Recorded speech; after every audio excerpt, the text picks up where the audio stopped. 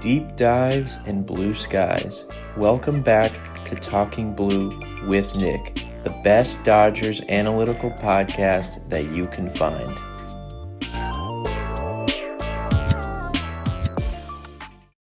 Ladies and gentlemen, welcome back to Talking Blue, the best Dodgers analytical podcast that you can find. I am your host, Nick. Today you are listening to episode 72 of Talking Blue, and it's a special one because we're recapping games 1 and 2 of the World Series between the Dodgers and the Blue Jays, of course. Game 1 was on Friday night. Game 2 was last night at the time of this recording, Saturday night. As you all know, the series is tied 1-1. We now go to LA for Game 3, which will be tomorrow, Monday. So, as always, you can get this podcast on Apple Podcasts, on Spotify. Subscribe to the YouTube channel. Follow us on all social media at Talking Blue Pod. Turn on their notifications on YouTube so you don't miss any of the new videos. Like I said, Talking Blue on all social media, Instagram, X, TikTok. We also post YouTube shorts, all that kind of stuff. You can follow myself at Talking Blue Nick. If you like Dodgers content, I post a lot of video breakdowns, little like chopped up videos of some guys on the mound pitching, breakdowns, all that kind of stuff, and also just live tweeting throughout the games. And you can follow us on at Reddit at competitive-week8715. It's a little bit of a funny name, but I can't change it. That's the name. You can't miss it. All Talking Blue stuff is on there on the profile picture, and everything I post on there is all Dodger stuff, so you can't miss it. So, games 1 and 2 of the World Series. I'm going to recap both games, give my thoughts after the recap about both games. Obviously, they lost Game 1 in Toronto and then won Game 2 in Toronto. So we're going to break down both games. So quickly, before we get to the recaps, a couple of just little things that, are like roster stuff. Probably the last time we're going to do this stuff because this is the World Series. So no more injury or roster moves or any of that stuff until 2026 probably. So the biggest one for the Dodgers is Alex Vesia. So I made a World Series recap pod, I made a World Series preview pod, which came out, I believe, Thursday. Later in the day, it came out that Alex Vesia will not be on the World Series roster. I guess I should say his availability was in question. It's some kind of family matter, so I hope everything is okay with his family. I don't really know what it is, but at the time, it was reported that it was questionable if he would be on the roster. Then it actually came out that there is, I did not know about this, there is a family emergency rule roster thing that MLB can approve. So what I always, from my understanding, postseason rosters, the roster is submitted at a certain time. In this case, it was 10 a.m. Eastern time. You submit the roster. Obviously, whoever's on the roster is eligible to play. Whoever is not cannot play, even though there's guys like in the dugout or in the bullpen that are there, they might not be on the roster, so they can't play, even though you might see them like in the dugout or in the bullpen. And once a guy is on the roster, if he comes off for an injury, he can't play in the next round. Now, obviously, this is the World Series, so there is no extra round. I did not know there was a family emergency rule, meaning Alex Vesia could be placed on that, and then it would either be after Game 2 he would be eligible to return or after Game 3. I didn't know that was a thing, so that was really the only thing we were waiting to see. All the reports pretty much look like he was not placed on any kind of family emergency rule, so he is 100% ineligible to play in the World Series, so he will not be in any games. So that is obviously a big loss. Again, I don't want to make it too big of a deal because clearly he's going through some really deep family stuff, and he should just deal with that. I'm sure he clearly felt like he wasn't good enough to go out there and pitch, so, it's unfortunate, but what are you going to do? So that hurts the Dodgers, obviously, because we know their biggest kind of like only weakness of the team is their bullpen, and he is arguably their best reliever. Maybe not right now with Roki Sasaki, but throughout the regular season for sure. So that's obviously massive. The Blue Jays don't have a ton of big left-handed bats, so they can maneuver their way through it. But Vesia is not really like a lefty specialist. He gets both sides out. Anyway, that's the deal with Vesia. He's not on the roster, won't be in any of these games. Then Bo Bichette, when I made the recap pod, it was looking like he was going to be on the roster. He was taking ground balls at second base. We weren't sure. He is on the roster. As you guys know, he started in Game 2, and then he started in Game 1, and then did not start in Game 2, but then came off the bench and played second base, which is kind of interesting because Bo Bichette's never played second base at the big league level. The last time he played second base, 2019 in the minor leagues, when he eventually got called up later that year. So that's pretty interesting because I told you guys how the whole dynamic of that, he's a bad shortstop, so were they going to put him out there to play short with a bad knee? If you watch him run, you can clearly tell he is still dealing with the knee injury, but he's a really good player, so credit to him that he's out there gutting it out. So let's actually get to the recap. So like I said, I'm going to recap Game 1, go through the game for those of you who might have not seen. Then I'm just going to give my thoughts on it and just break down a little couple things, and then we'll go over to Game 2. So Game 1 of the World Series in Toronto. We all know Blake Snell, the dominant lefty, kind of had become the ace of the Dodgers, although after Game 2, maybe not. Going up against Trey Savage, the young rookie. Obviously, like the biggest storyline of him is how he's jumped up so many levels. He started the year in low A in Dunedin, Florida, and all the way double A, triple A, all the way to the majors in 1 year. And now he's pitching in the World Series, so that's kind of cool. So the Blue Jays would make Blake Snell work in the bottom of the first inning, but Snell would get out of the inning unscathed. Dodgers would get on the board in the second inning. Kike Hernandez, an RBI single up the middle that brought in Max Muncy. So the Dodgers go ahead and take a 1-0 lead into the second inning. Later on in the third inning, after a Mookie Betts walk and another Freddie Freeman walk, Will Smith would single, and that would bring in another run. So it is 2-0 Dodgers. The Blue Jays would get out of the inning, though. Later on, we go ahead to the fourth inning. Blake Snell has pitched out of some traffic a few times. Fourth inning, a leadoff single from Alejandro Kirk. It was actually a really long single that hit off the wall. Dalton Varsho, the center fielder, first pitch heater right down the middle, crushes it to dead center. Tie ball game, just like that. Tie game, 2-2. We go all the way to the sixth inning, the bottom of the sixth. This was where the game was lost. So Blake Snell is still in the game, grinding through it. I think he started this inning with around 90 pitches, so it was clearly going to be his last inning. A leadoff walk to Bo Bichette, then an Alejandro Kirk single. He absolutely crushed the Dodgers in this game. Then a Dalton Varsho hit by pitch. So Blake Snell comes out of the game. He loaded the bases with no outs. The Dodgers, Dave Roberts goes to Emmett Sheehan, puts him into a kind of an impossible situation. Bases loaded, no outs, tie game.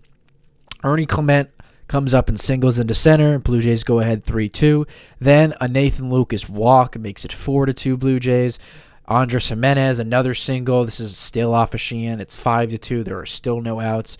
George Springer would ground into a force out to get the first out of the inning. And then Dave Roberts would go to Anthony Banda. Bases are loaded. It's a 5-2 game. As you guys all know, Addison Barger got a hanging slider, left on left. Absolutely crushed it. A grand slam. First pinch hit grand slam in World Series history. So a little bit of history. Dodgers are on the wrong side of it.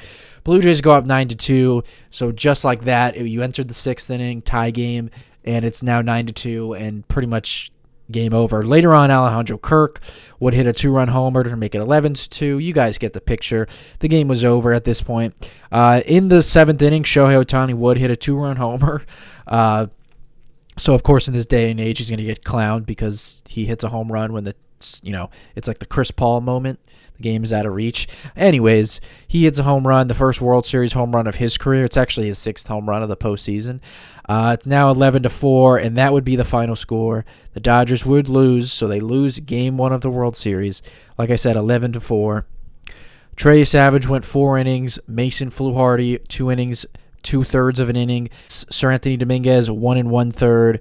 And then they had Fisher, Bassett, and Lauer all go 1 inning to end the game. So where we will start is Blake Snell. The Blue Jays, what was scary about them is the offense. They don't let up. They have a lot of guys who make contact, don't strike out, don't swing and miss, and they've been slugging this postseason. So that was the scary thing. Now, obviously, you felt good with Blake Snell on the mound because he was pretty much him and Yamamoto, the two best pitchers in the postseason so far. And Blake Snell has been getting a ton of strikeouts and swing and miss in the postseason. And when he faced the Blue Jays actually in August, he had a really good start against them, struck out 10. You could quickly see early on Blake Snell did not have his best stuff. So his final line, he goes 5 innings pitched, 8 hits, which is kind of shocking to see. Again, not shocking because of the Blue Jays, but shocking because of Blake Snell, who just never gives up hits. 5 earned runs, 3 walks, 4 strikeouts. He obviously gave up the 1 home run. Blake Snell only had 10 whiffs in the game. So, of course, the biggest storyline or biggest thing to look forward to is what was going to give. Was Blake Snell going to continue to rack up the whiffs and the strikeouts, or were the Blue Jays going to continue to not strike out, not whiff, and put the ball in play? Obviously, we saw that the Blue Jays won out in terms of that part. Now, Blake Snell didn't pitch horribly. Obviously, the 5 earned runs looks a lot worse because Sheehan was put into an impossible situation. So, but Snell, for the most part, early on in this game, it looked like even though he didn't have his best command, he was actually going to grind through a pretty solid start. So early on, I've told you guys how I've learned a lot about Blake Snell watching him pitch these last 3 months and how good he is, how cerebral he is on the mound, how smart he is. And so far this postseason, he has had incredible fastball command. He obviously uses a lot of his breaking balls, but he does use the fastball to kind of work off of that. He pounds right-handed hitters in with the fastball a lot, and then he'll use the changeup a lot to righties. He'll also use the curveball that he throws. Sometimes he'll go slider to righties, but mostly that's to lefties. So he's a really smart pitcher. And when he is kind of dominating the inside part of the plate to right-handed hitters with that fastball, and then he's using the changeup, the curveball, he becomes very difficult to hit. And in this game, it was very obvious that he did not have his best fastball command. There was a lot of counts, 2-2, 3-2, where he just couldn't put a hitter away. Only had 3 walks, but there was a lot of it was a tough time for Snell to put away hitters. Again, early on in the game, it looked like there was a chance he was just going to kind of give you a gutty, grindy performance, pitching out of some trouble, hadn't allowed in a run going into the 4th. Then he gave up the 2-run homer, but the game was tied. He eventually got through the 5th inning, 5 innings pitched, 2 earned runs. But obviously, we all know with where the bullpen is at, they obviously just lost Vesia, so the bullpen becomes even more, tight. And then you've only gotten through 5 innings, so Dave Roberts makes the correct decision. You know what? Anyone I bring out of the pen is not as good as Blake Snell, even with his kind of not best stuff tonight or best command. Send him back out there for the 6th. Hopefully he can get through the 6th, and then you got to deal with the final 9 outs of the game. So I was okay with leaving Blake in there. I thought that was the correct decision. He just, like I said, lost his command, walked Bo Bichette on a 3-2 count. Fastball got away from him. Again, you can't walk guys like Bo Bichette who are super aggressive. Those guys are those kind of hitters are looking to swing, and you threw a 3-2 uncompetitive fastball that Bo Bichette took for ball 4. Then Alejandro Kirk, like I said, he singled after that. He was just cooking the Dodgers in this game. So Blake Snell just didn't have his best stuff. It was bound to happen at some point for someone in this rotation to, really the only not so great start of the postseason so far was Yamamoto in Game 3 against the Phillies. They put up some good at-bats against him. Other than that, everyone pitched, really, really good. Even in Game 3 against the Brewers, Tyler Glasnow went 5 2/3.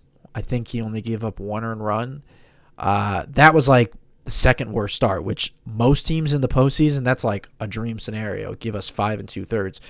But with the bar that the Dodgers have set in this postseason, that was kind of an average start. So there's not much you could say. He was grinding through it, did make some good pitches when he needed to. But the Blue Jays just, man, their lineup just doesn't let up. And they were exactly what you would have feared potentially going into the game. Vladimir Guerrero, and like I said, I'll get into some of this, but like Vladimir Guerrero, Ernie Clement, obviously Bo Bichette had some pretty good at bats, but Dalton Varsho, even guys like Lucas coming off the bench, they put up some really good at bats, and then obviously George Springer as well. So their lineup was just wow.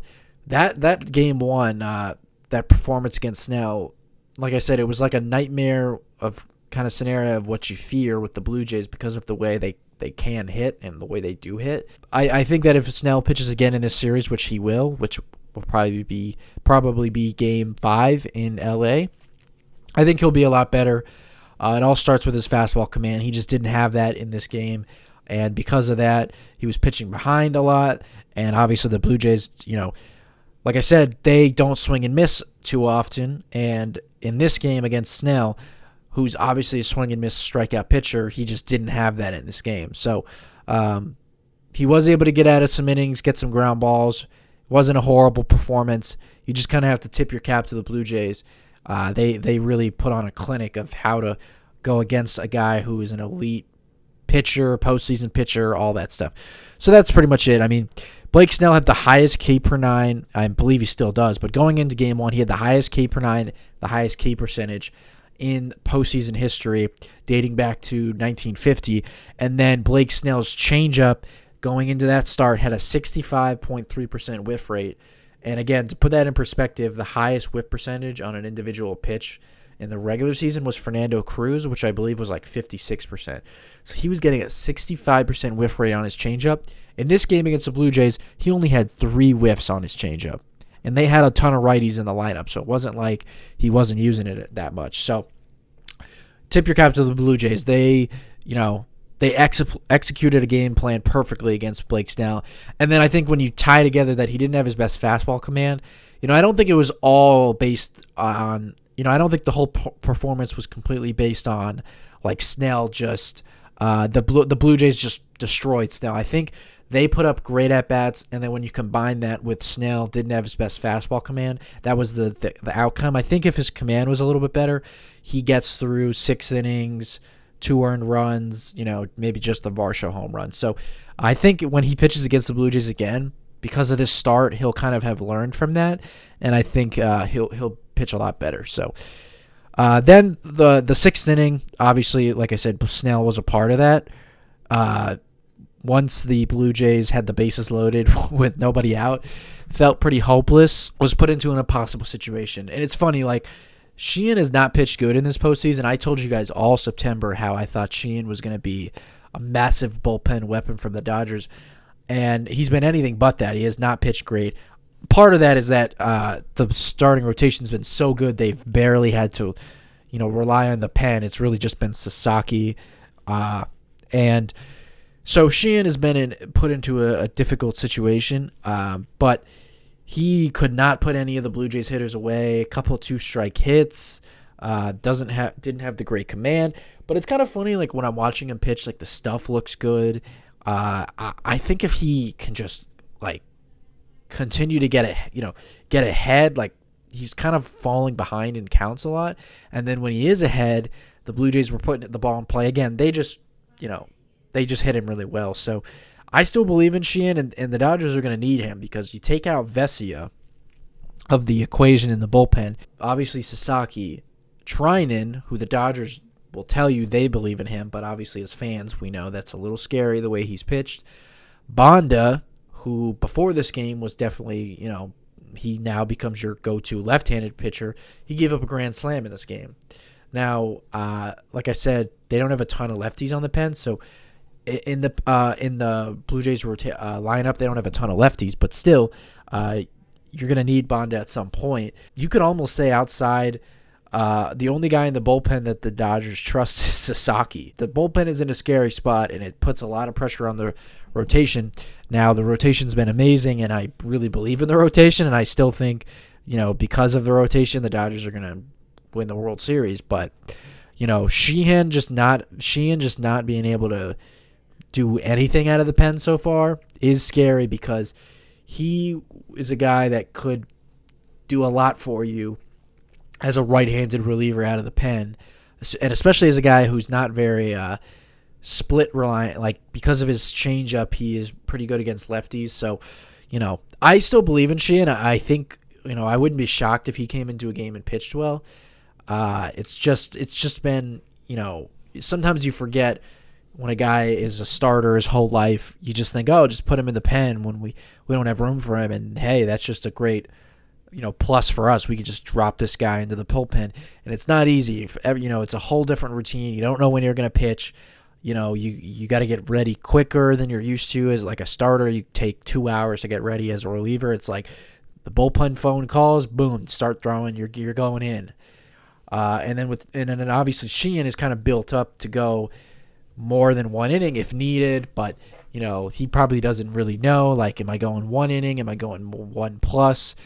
Do I empty the tank? And it's much harder. It's one of those things that as fans you don't really equate that. You just are like, hey, you're pitching either way, like whether you're starting or you're in the bullpen. Just go out there and do what you normally do. The Blue Jays just had it going in this game. They offensively, the Blue Jays had in this game, they had 14 hits.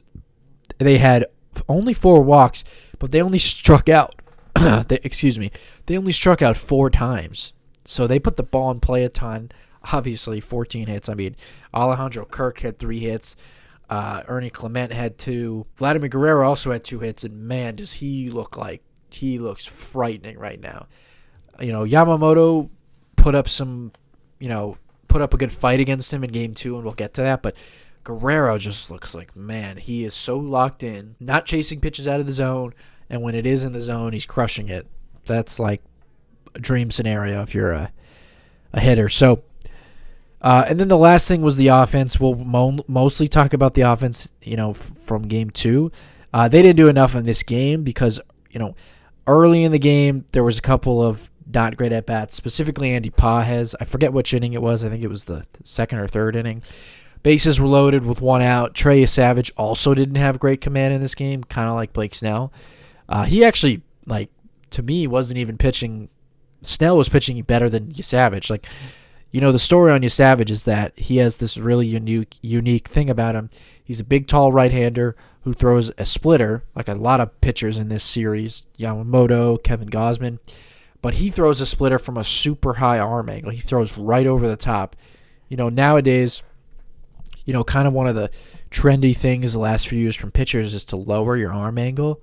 Savage throws way over top, so it's like an Iron Mike pitching machine right over the top, splitter, and it's kind of like a unique thing. And what's also, when you add that on top of the fact that nobody in the Dodgers have seen Savage because he's a rookie, it made him, it's part of the reason he's been really good in this postseason.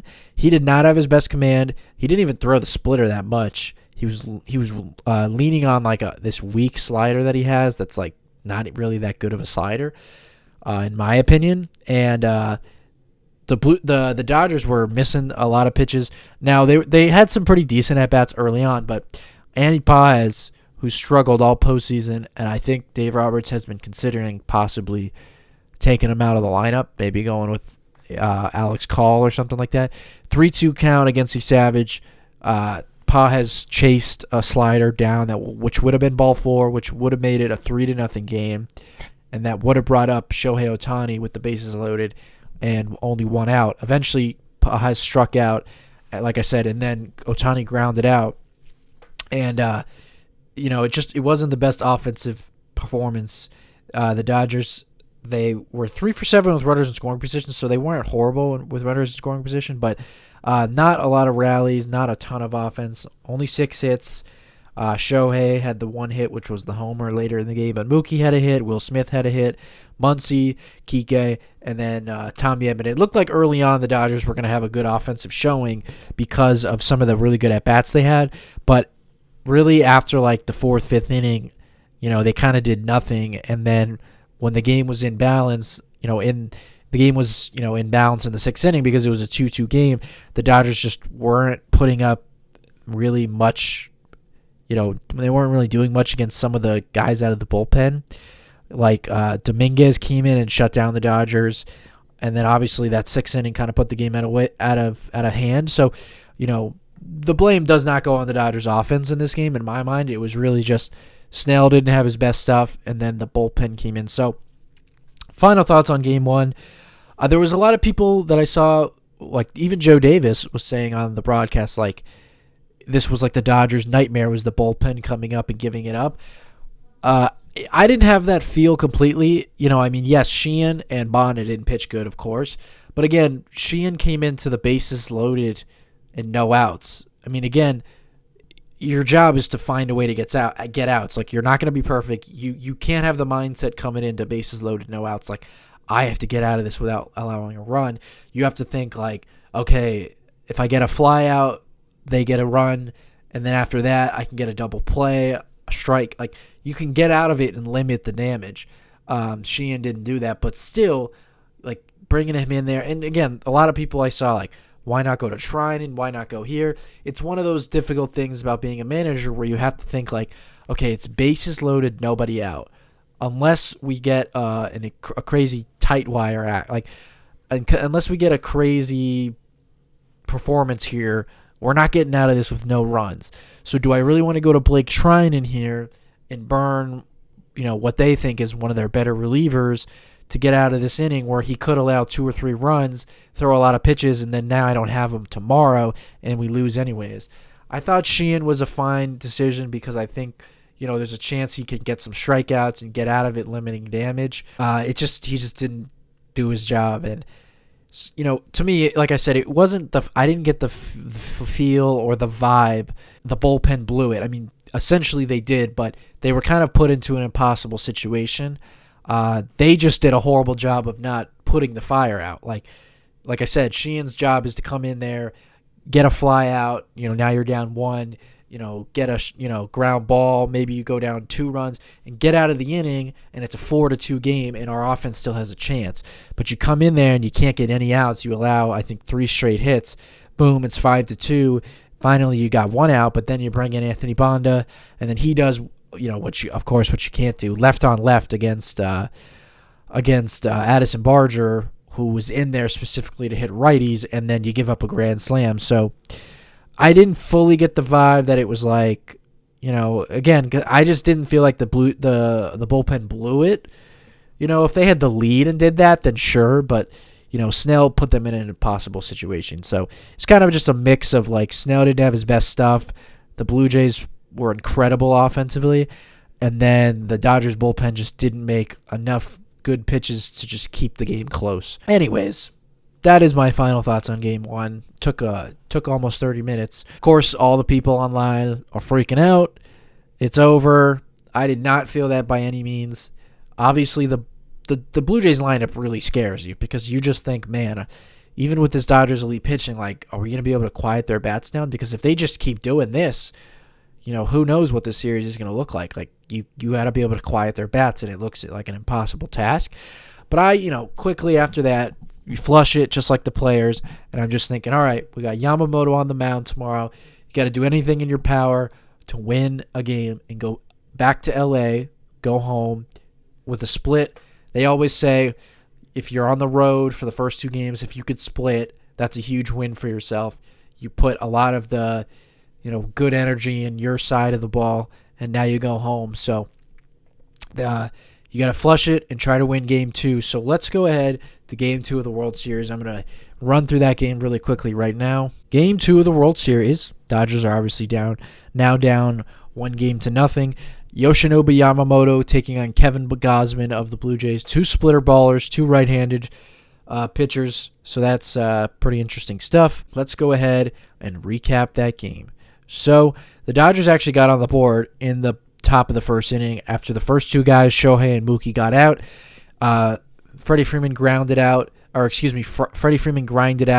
nice long at-bat, doubles into the right field corner. Right after that, Will Smith singles into center field, 1-0 Dodgers. The Blue Jays would get a lot of base runners the first couple innings against Yamamoto, but he would pitch around it. He actually had in the bottom of the first runners on first and third with nobody out and didn't allow a run, which was pretty amazing. I thought there was no chance of that happening because of the Blue Jays lineup. They would get on the board in the bottom of the third, a sac fly from Alejandro Kirk, but Yamamoto would get out of it, tie game, all the way to the 7th inning. So the 4th, 5th, and 6th inning, the Dodgers offense just did absolutely nothing. But Yamamoto was matching Kevin Gausman pitch for pitch. They both were pitching very well. 7th inning, Gausman is still in there. His pitch count was very low, so they left him out there.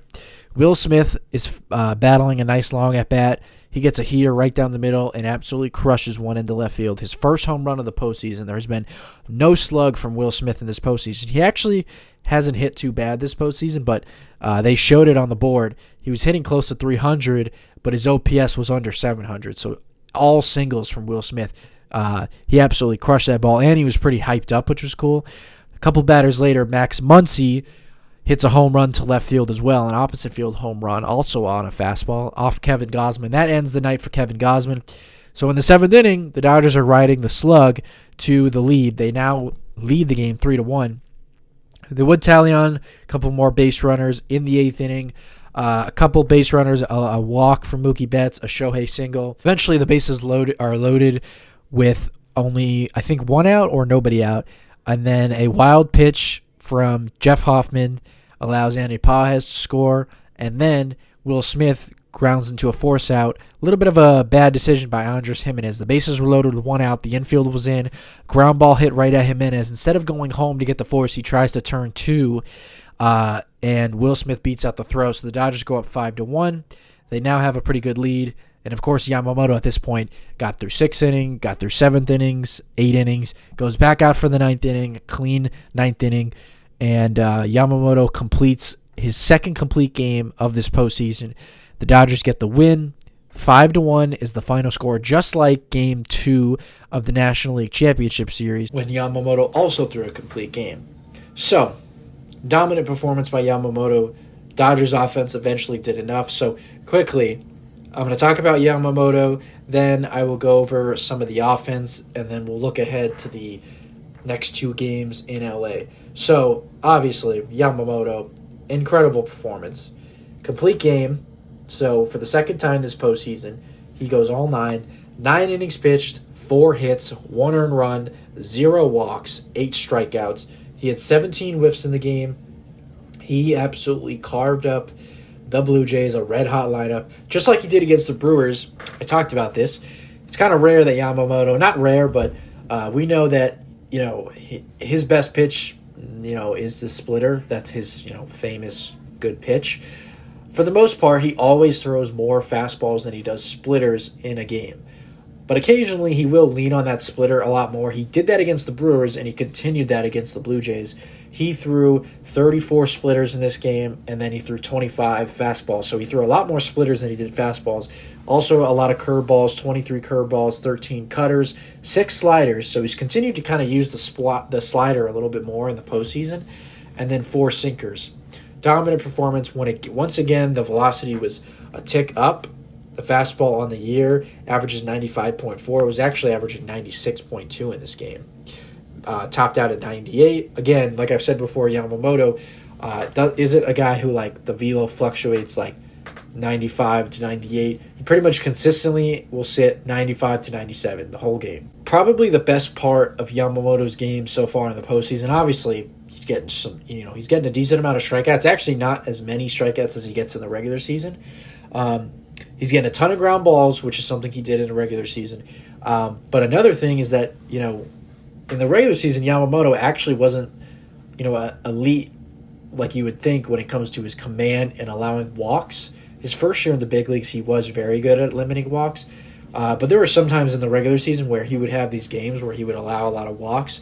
So far in the postseason, his command has been incredible. Like I said, no walks in this game, which is just, it goes without saying, of course, but when you don't allow walks, it helps you so much as a pitcher, because the only way that the opposing team can beat you is by hitting you. And Yamamoto, we know, had the lowest opponent batting average in all of Major League Baseball. So he's the hardest hitter to get a hit against, and when you combine that with now he's not walking anybody, it basically makes him unhittable and basically impossible to get on base against him. So that's why he has so many kind of easy 1, 2, 3 innings. Wasn't the case early in the game. It's kind of funny. I was thinking about this earlier. For the first probably 12, 13 innings of this World Series, the Blue Jays offense was looking like damn near unbeatable, because it's like every inning they put pressure on you, and it's different from the way the Dodgers do it. I've always said the Dodgers in the past, and just overall, when they're at their best offensively, it's putting pressure on you every inning. Long at bats, walks, not chasing, and then someone gives you the final big blow to kind of put the game away or put that inning away, or successfully score a bunch of runs that inning. The Blue Jays do that in terms of putting pressure on you, but it's just constant hits, bloopers, long at bats, foul balls, 2-strike hits, and then you pair that with some of these other guys like Vladdy, who have really, really good plate discipline, and it's like, wow. It felt like even when the game was tied, like I said, the Dodgers got on the board first, and then Alejandro Kirk's sac fly tied the game. In the third, fourth, fifth inning, sixth inning, when the Dodgers were doing nothing offensively, it was like we were tied, but it felt like the Dodgers were losing, because it just felt like, well, ultimately, eventually the Blue Jays are going to score. Are the Dodgers going to do anything? And their lineup is scary. But after this performance, I feel a little bit better that there are avenues and there are ways to get them out. Yamamoto obviously proved that. He only allowed 4 hits in the game, no walks. So he carved out the Blue Jays. Just incredible stuff. On the postseason, he has a 1.57 ERA. So, and obviously he's pitched a ton of innings. I think he's pitched 28 innings so far. So obviously the 2 complete games. And then he pitched into the 7th inning against the Reds, and then the only bad start he had was against the Phillies. It's just amazing. Yamamoto, it's kind of funny. I feel like I've foresaw this coming. How I thought Yamamoto had the stuff and the poise to be a big game pitcher, one of the best big game pitchers. And right now, if you were to think about who are the best big game pitchers in the game, because that used to be Walker Buehler. Obviously, Madison Bumgarner and those kind of guys. Right now, yes, Paul Skeens and Tarek Skubal are the best pitchers in the game. But think about who's the best big game pitcher. And Paul Skeens has never pitched in the postseason. Tarek Skubal has twice, and he's been elite. So Yamamoto's not better than Skubal, but who's pitching this good in the postseason? It might be Blake Snell and Yamamoto, honestly. I just wanted to give some of these numbers. Like I said, Yamamoto, a 1.57 ERA this year in the postseason, 28.2 innings pitched.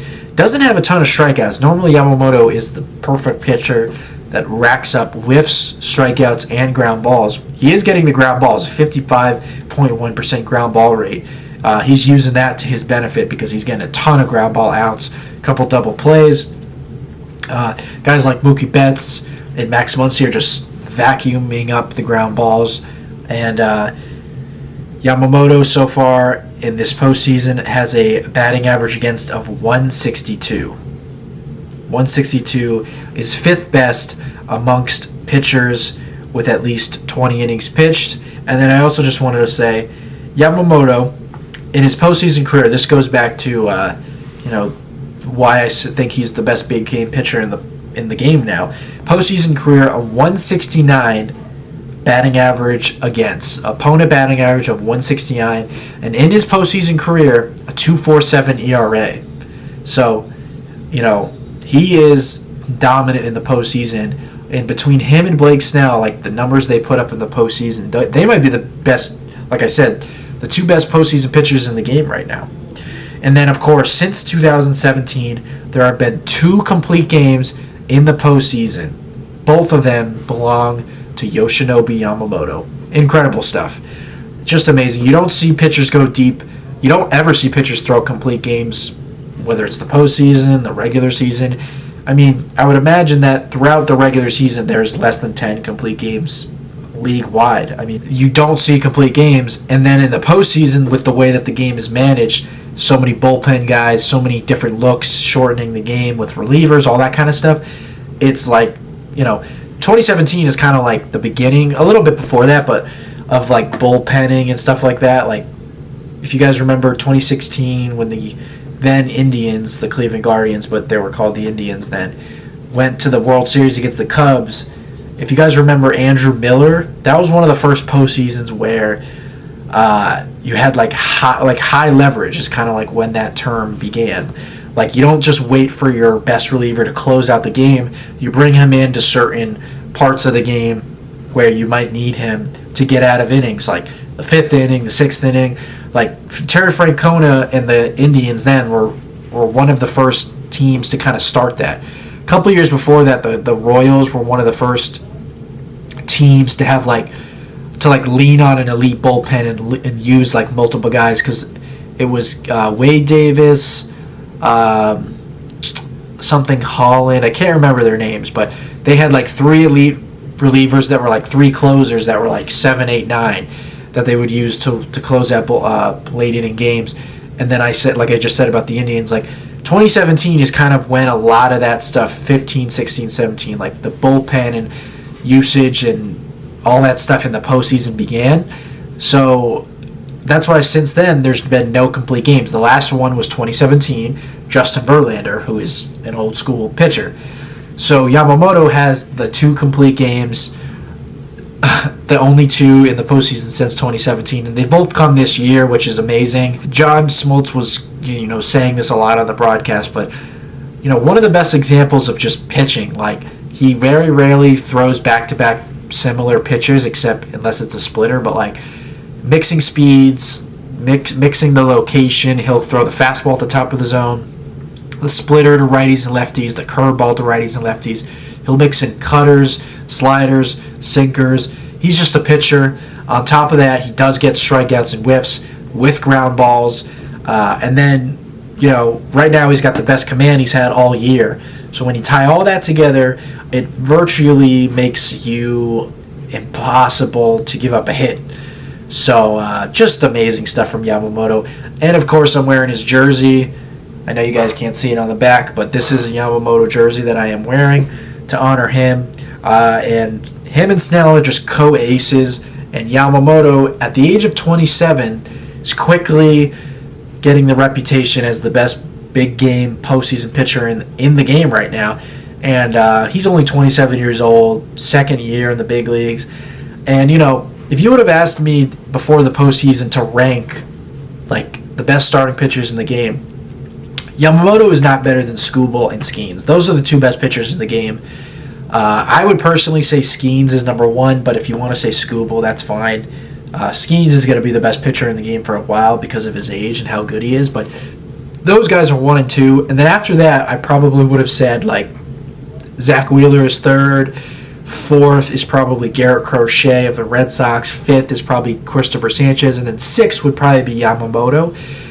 After this postseason performance, there's probably a lot of people who are going to have him 3. Like right after Skubal, right after Skeens, he is the 3rd best pitcher in the game. And wow, he's just been amazing. He's just been amazing so far in his young career and his postseason career. And who knows, if he gets one more start in the postseason in this World Series, like I think he will, maybe he'll be the World Series MVP. We'll see. If Will Smith continues some of the stuff he did in this game, it could be him. So let's close up this recap of these 2 games, and we'll talk about the offense. So the offense, we know, I've said to you guys all postseason, the Dodgers offense has not been like killing it in the postseason. Now, I don't think they've been bad. I think a lot of it gets covered up by the elite starting pitching. They've done enough all postseason to win games. I don't think, like I said, they've been quiet, but they've definitely now are starting to become very quiet and very like boom or bust. And there's a lot of guys like, Teoscar Hernandez started off the postseason hot. His numbers are starting to not look so great. Kike Hernandez, same thing. He hasn't really done much since, the beginning of the NLCS. Shohei, we know, although he has 6 home runs, he's been very, very cold at times. And, if you take out the Game 4 of the NLCS, which I always think it's stupid to say if you take out this, because if you take out any numbers of a guy's performance, they're going to drastically change. So obviously, if you take out Game 4 of the NLCS, it's stupid, but his numbers do not look as good. And even like Mookie Betts has not had a ton of slug this postseason. He's been very consistent. And then another guy that definitely needs to turn it on is Freddie Freeman. I think he's very close because in this game, he hit, I think, 3 fly balls deep into the outfield that he just missed. I think he's going to get going against Max Scherzer in Game 3. But the offense right now, it is vital for them to show up. Because we know that with the Dodgers bullpen, especially these next couple games, because Snell and Yamamoto, Dave Roberts can definitely lean on to go deep into the game. And you know that he's going to lean on anyone to go deep in the game between Glasnow, Shohei, Yamamoto, Snell, because of how good they are, and it's just what he's done all postseason. But you just know that, like, Glasnow is not going, he's not going a full game. He's not going 8, probably not going 7. The best you're going to get is 6, which is fine. You'll take it. And he can go 7, but probably not. And then Shohei, again, like the two-way stuff. Again, Dave Roberts would leave him in if need be, but again, most likely 6 innings is what he's going to do. So you're going to need the pen in these next few games, and now obviously Yamamoto pitching the whole game gives Sasaki more rest. Trinan has not been used. Guys like Bonda and Sheehan that they're going to need got rest. 2 guys that were on the roster who replaced Ben Kasparius and obviously Vesia, Edgardo Henriquez, and then Will Klein. Obviously, those guys got rest. So you're going to need the pen in these next games, and that is why it is vital. In it, I think it'll make or break. Whether the Dodgers repeat or not, it is vital for the offense to show up. So, of course, you look at the final score and it's 5-1. So you're not going to kill them. They did show up later in the game. They did put some rallies together, but for a lot of that game, the offense was lifeless. Like I said, Teoscar had a bunch of strikeouts, a lot of groundouts, pop-ups. Shohei popped up a couple times. The offense, they need the offense to show up.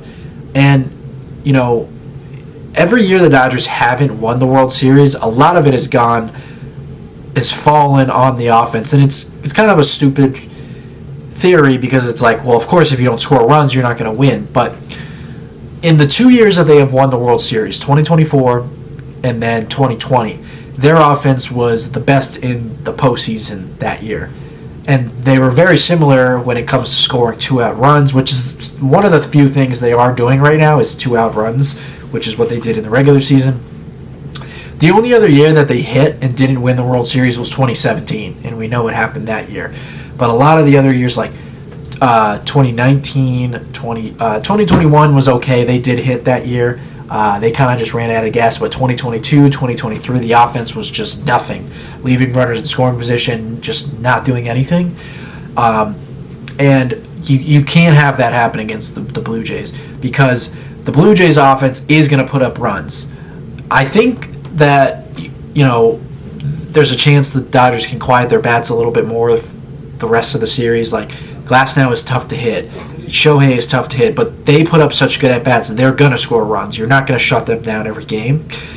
And it's not that you need to match them, because the Dodgers pitching is going to, you would think, keep them in check to enough to win the game.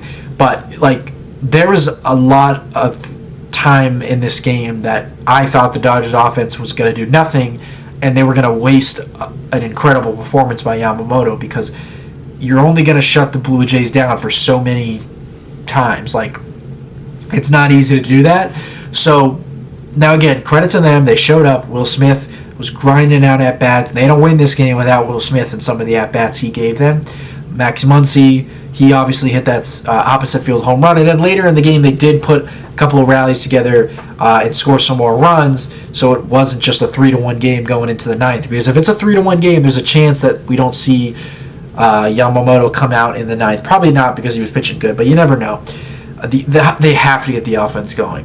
They have to. I mean, I like Mookie's at bat all postseason, but Shohei, he has to be better. And he got 1 hit in this game. He has looked better in the World Series, but still, and he hasn't been striking out as much. But one guy I need to see is Freddie Freeman, and I think he's close to breaking out.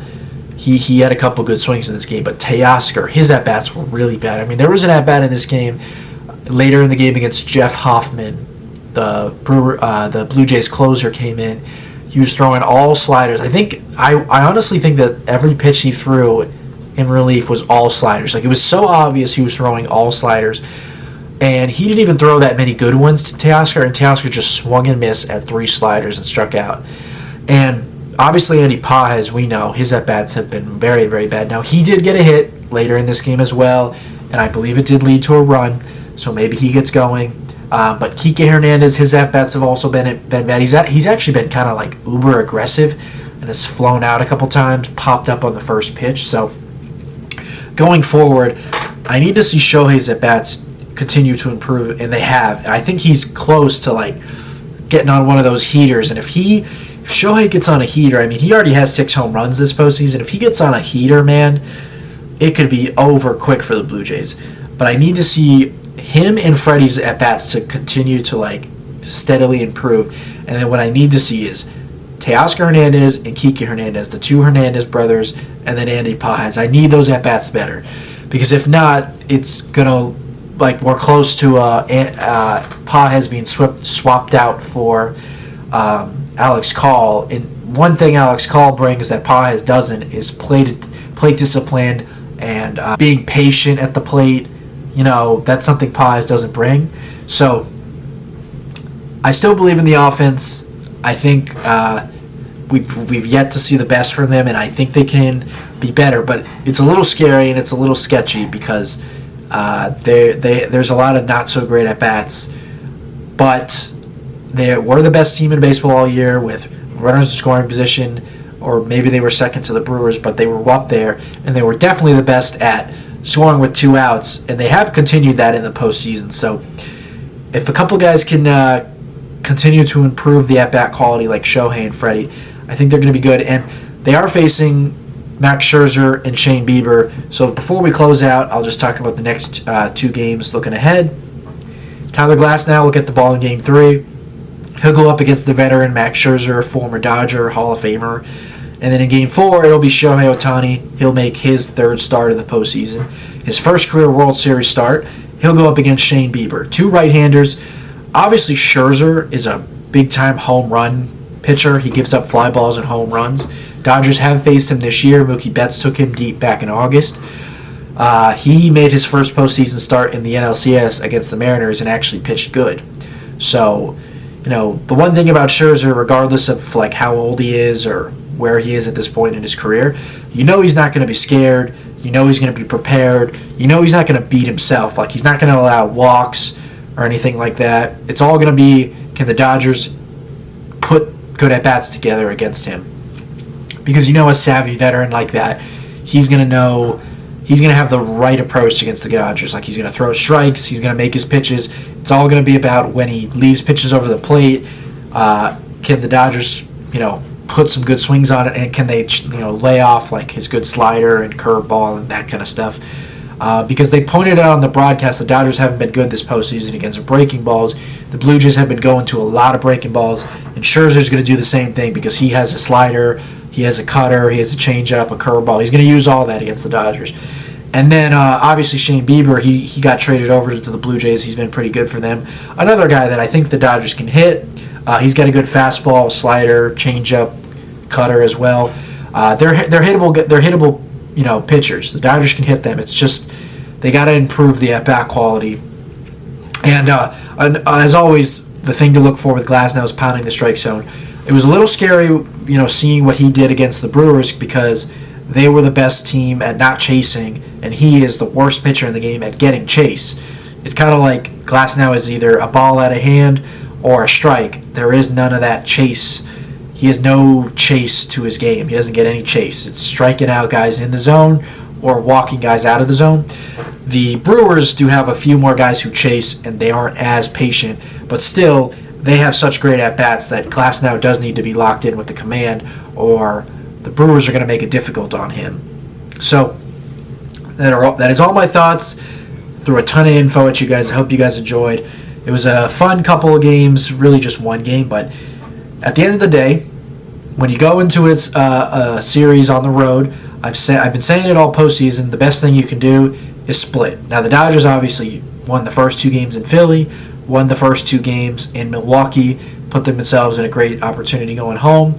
They have done the same thing here, not winning 2 games, but they put themselves in a great opportunity. They are now tied in the series 1-1, and they will play the Blue Jays in LA with Ohtani on the mound in Game 4, Glasnow in Game 3, and then Snell should be on the mound for Game 5. They're going to have the pitching advantage. They're going to have the home field advantage. The Blue Jays were actually not a great team on the road this year, so I'm interested to see that element of the game.